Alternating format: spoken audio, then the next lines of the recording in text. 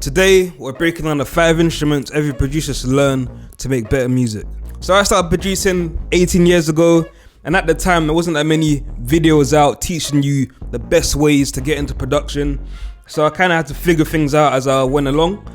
And the first way I got into production was just putting loops together. So it was kind of like Lego, where you would take a drum beat, add a bass line, add a piano. But something that always bugged me was that the loops were pre-composed and you didn't really have creative freedom to enhance them. So what I started to do was learn the individual instruments behind the loops that I liked. So the first instrument I started with was the piano, because the piano is what all of these DAWs are built around. Every DAW has a piano roll, which allows you to edit the notes. And also we have MIDI keyboards, which allow us to input notes. So with the piano, the thing that I like about it the most is that it teaches you music theory very fast. Music theory, it opens up your creative potential. It kind of means that you don't really have to go through that writer's block, because you have a bit more of a wider tool set that you can pull from. So you can analyze your favorite composers' songs and then take out little pieces like the chord progression. However, the piano does come with its disadvantages as well.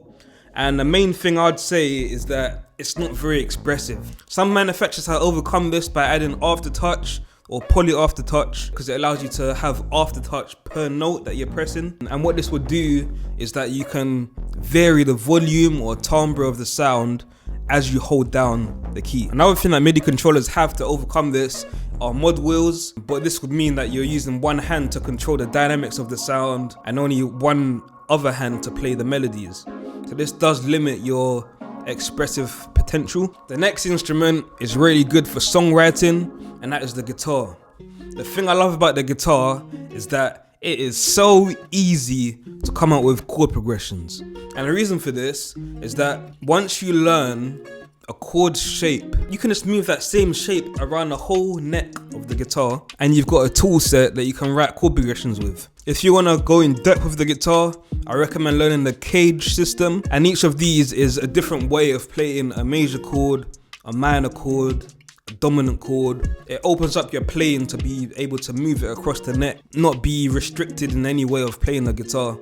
But to be honest with you, as long as you learn the E shape and the A shape, major chord, minor chord, that's going to give you a lot of flexibility for writing songs. They're not too difficult to play as bar chords, and then learn some major, minor 7th chords and you're going to be whizzing through and making like R&B progressions. Another benefit of learning the guitar is it really trains your ear. When I started learning guitar, something that came very naturally for me is being able to play by ear any like jazz song. I would say that the guitar also comes with its downsides.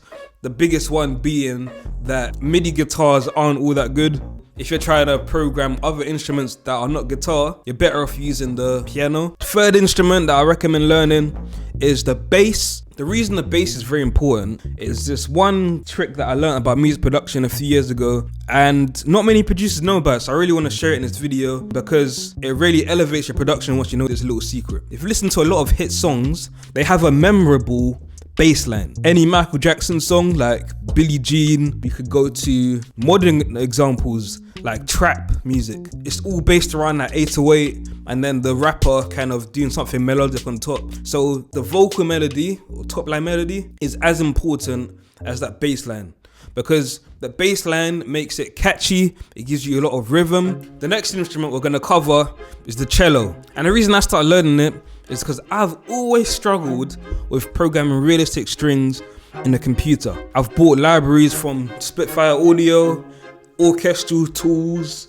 and other leading manufacturers of orchestral libraries, but I always come up with the same problem where I add some CC automation for the dynamics, but it doesn't sound realistic. So that just led me to like, you know what?